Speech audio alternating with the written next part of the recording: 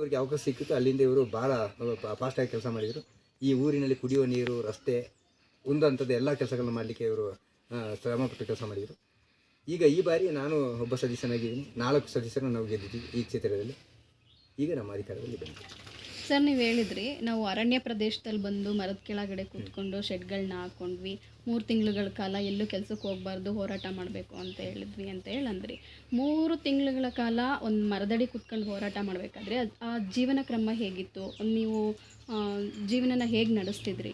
ಅಂದರೆ ಆವಾಗಿನ ಪರಿಸ್ಥಿತಿಗೆ ತಕ್ಕವಾಗಿ, ಅಂದರೆ ಈಗ ನಾವು ಸೀಸನಲ್ಲಿಂದರೆ ಏಪ್ರಿಲಲ್ಲಿ, ಫೆಬ್ರವರಿನಲ್ಲಿ ಜನವರಿ 26ರಲ್ಲಿ ಬಂದಿದ್ವಿ ಅಂತ ಅಂದ್ವಲ್ಲ, ಕಾಫಿ ಕೊಯ್ಯೋ ಸೀಸನು. ಏನು ಮಾಡ್ತಿದ್ವು ಅಂದರೆ ಗಂಡ ಹೆಂಡತಿ ಇಬ್ಬರು ಇದ್ದರೆ ಒಬ್ಬರನ್ನ ಕೆಲಸಕ್ಕೆ ಹೋಗಿ ಒಬ್ಬರುಗಳಿಗೆ ಕೂತ್ಕೊಳ್ಳಿ ಅಂತಿದ್ದೆ.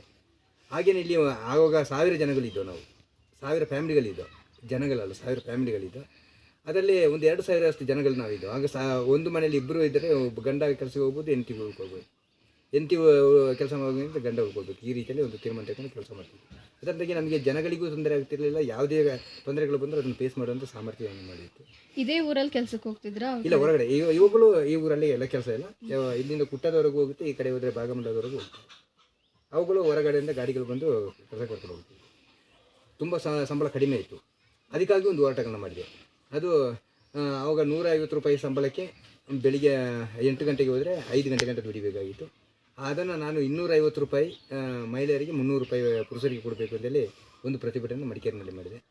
ಅದಕ್ಕೆ ನಮ್ಮ ಮಾರಸಾಮಂತರ ಮುನಿಯಪ್ಪ ಅವರ ನೇತೃತ್ವದಲ್ಲಿ ಅದನ್ನು ಅವರು ಕೃಷಿ ಹೋರಾಟಗಳು ಮಾಡಿದೆ.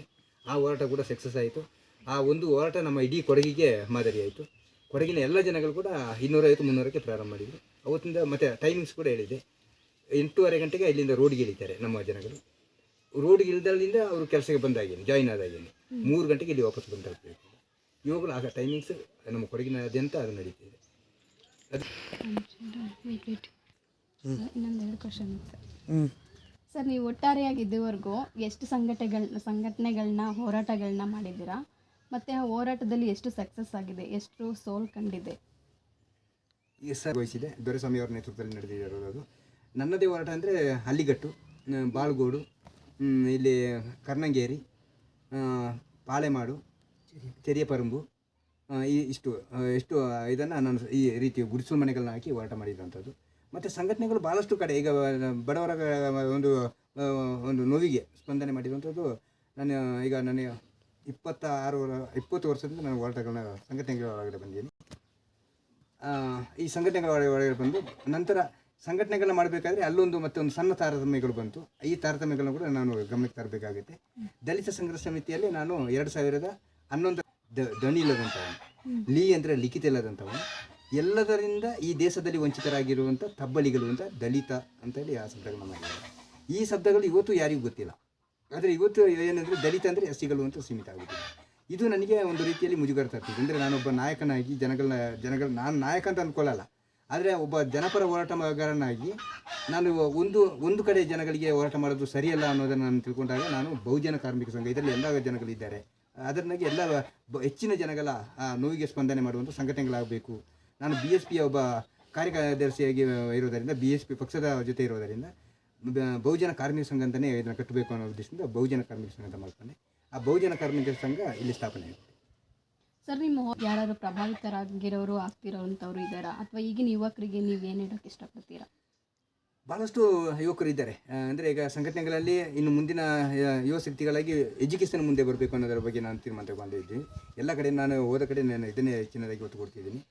ಒಬ್ಬ ಮನುಷ್ಯನಿಗೆ ಜ್ಞಾನ ಮೊದಲು. ಜ್ಞಾನ ಇಲ್ಲದೆ ಯಾವುದನ್ನು ಕೂಡ ಮಾಡಲಿಕ್ಕೆ ಸಾಧ್ಯ ಆಗಲ್ಲ. ಅದಕ್ಕೆ ಎಜುಕೇಷನ್ ಯಾವಾಗ ಬಂತು ಆವಾಗ ನಾವೆಲ್ಲರೂ ಕೂಡ ಬದುಕನ್ನು ಕಟ್ಕೊಳ್ಳೋಕ್ಕೆ ಗೊತ್ತಾಗುತ್ತೆ, ಬೆಳಕು ಅರಿಯುತ್ತೆ. ಅದರಿಂದಾಗಿ ನೀವೆಲ್ಲರೂ ಕೂಡ ಎಜುಕೇಷನ್ ಮೊದಲು ಮಾಡಬೇಕು ಅಂತ ನಾನು ಎಲ್ಲ ಕಡೆಯೂ ಮಕ್ಕಳಿಗೆ ಎಜುಕೇಷನ್ ಬಗ್ಗೆ ನಾನು ಹೆಚ್ಚು ಒತ್ತು ಕೊಡ್ತಿದ್ದೀನಿ. ಹಾಗೆ ನನ್ನ ಮಕ್ಕಳನ್ನ ಎಜುಕೇಷನ್ ಮಾಡಿಸಿದ್ದೀನಿ. ಎಲ್ಲರಿಗೂ ಕೂಡ ಎಜುಕೇಷನ್ ಸಿಗಬೇಕು ಅನ್ನೋದ್ರ ಬಗ್ಗೆ ಆ ಎಜುಕೇಷನ್ನಲ್ಲಿ ಕೂಡ ಒಂದು ಕೆಲವೊಂದು ಅಂಶಗಳನ್ನ ಮಾತಾಡಬೇಕಾಗುತ್ತೆ. ಅದನ್ನು ಕೂಡ ನಾನು ಒಂದು ಹಂಚ್ಕೊಂಡ್ರೆ ಚೆನ್ನಾಗಿರುತ್ತೆ ಅಂತ ನನ್ನ ಕಲ್ಪನೆಗಳಿದೆ. ಯಾಕೆಂತ ಕೇಳಿದರೆ ನಾನು SSLC ವರೆಗೆ ಓದಿದ್ದೇನೆ ಅಷ್ಟೇ. ನನಗೆ ಇಂಗ್ಲೀಷ್ ಬರಲ್ಲ. ಈ ಇಂಗ್ಲೀಷ್ ಬರೋದರಿಂದ ಅದನ್ನು ಕೂಡ ನಾನು ಅನುಭವಿಸಿದ್ದೀನಿ. ಈ ಕೆಲವರು ಇಂಗ್ಲೀಷ್ ಮಾತಾಡಿದಾಗ ಅವರು ದೊಡ್ಡ ವಿದ್ಯಾವಂತರು ಅಂತ ತಿಳ್ಕೊಳ್ತಾರೆ. ಇಂಗ್ಲೀಷ್ ಮಾತಾಡಲಿಕ್ಕೆ ಬರಲ್ಲ ಅಂದರೆ ಅವನಿಗೆ ಏನು ಜ್ಞಾನ ಇಲ್ಲ ಅಂತ ತಿಳ್ಕೊಳ್ತಾರೆ. ಇಂಗ್ಲೀಷ್ ಭಾಷೆಯನ್ನು ಒಂದು ಜ್ಞಾನದ ಕಡೆಗೆ ತಗೊಂಡಿದ್ದಾರೆ. ಪ್ರಭಾವಿಗಳು ಅಥವಾ ಜ್ಞಾನಿಗಳು ಅಂತೇಳಿ ತಿಳ್ಕೊಂಡಿದ್ದಾರೆ. ಇದು ಒಂದು ಜನಗಳಿಗೆ ಅರ್ಥ ಆಗಬೇಕು. ಅದೊಂದು ಕೇವಲ ಒಂದು ಭಾಷೆ. ಭಾಷೆನ ಯಾವುದೇ ಒಂದು ಶ್ರೀಮಂತ ಭಾಷೆ ಅಂತ ಮಾಡಬಾರ್ದು. ಅದೊಂದು ಆಡು ಭಾಷೆ ಆಗಿದೆ ಅಷ್ಟೇ.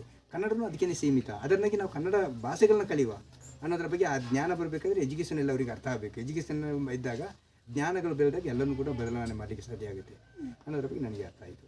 ಅದಕ್ಕೆ ನಾನು ಹೆಚ್ಚಿನದಾಗಿ ಮಕ್ಕಳನ್ನ ಎಜುಕೇಷನ್ ಮಾಡಿ ಮೊದಲು ಅಂತ ಇದು ಮಾಡ್ತೀನಿ. ಅರಣ್ಯ ಪ್ರದೇಶ ಆಗಿದ್ದಂತೆ ಓಕೆ ಸರ್, ನೀವು ಮಾದರಿ ಗ್ರಾಮವನ್ನಾಗಿ ಮಾಡಿದ್ದೀರಾ. ಆ ಗ್ರಾಮದ ಬಗ್ಗೆ ಪರಿಚಯ ಮಾಡಿಕೊಡ್ತೀರಾ ನಮಗೆ? ಖಂಡಿತ. ಅಂದರೆ ಈ ಗ್ರಾಮಗಳನ್ನ ಮಾಡಬೇಕಾದ್ರೂ ಕೂಡ ಅವತ್ತು ನನಗೆ ಪ್ರೇರಣೆ ಆಗಿರೋದು ಬಹುಜನ ಸಮಾಜ ಪಾರ್ಟಿ. ಅದರಲ್ಲಿ ಒಬ್ಬರು ನೇತಾರರಾಗಿರುವಂಥ ಅದನ್ನು ಸ್ಥಾಪನೆ ಮಾಡಿರುವಂಥ ಕಾಂಸಿರಾಮ್ ಅವರು. ಅಂದರೆ ಅವರು ಕೂಡ ನಮ್ಮ SC ವರ್ಗಕ್ಕೆ ಬರೋದರಿಂದ ಅಂಥ ನಾಯಕರ ಹೆಸರುಗಳನ್ನೇ ಇಡಬೇಕು, ಅವರ ಹೆಸರಿಂದಲೇ ಪ್ರೇರಣೆ ಆಗಬೇಕು ಅನ್ನೋದೇ ನನ್ನ ಕನಸಾಗಿತ್ತು. ಅದಕ್ಕೆ ಮೊದಲು ನನಗೆ ಸಹಕಾರ ಕೊಟ್ಟಂಥ ಮಾರ್ಸಂತ್ರ ಮುನಿಯಪ್ಪನವರ ಅವರು ಏನು ಸಹಕಾರ ಕೊಟ್ಟರು ಅವರಿಗೂ ಒಂದು ಕಾಣಿಕೆಯಾಗಿರಲಿ ಅನ್ನೋ ಉದ್ದೇಶದಿಂದ ಈ ನಗರನ ನಾನು ಕಾಂಸಿರಾಮ್ ನಗರ ಅಂತ ಇಟ್ಟಿದ್ದೆ. ಆ ನಗರದಲ್ಲಿ 12 ರಸ್ತೆಗಳಿದ್ದಾವೆ. 12 ರಸ್ತೆಗಳು ಕೂಡ ಪೂರ್ವಿಕರ ಹೆಸರುಗಳನ್ನ ಇಟ್ಟಿದ್ದೀವಿ.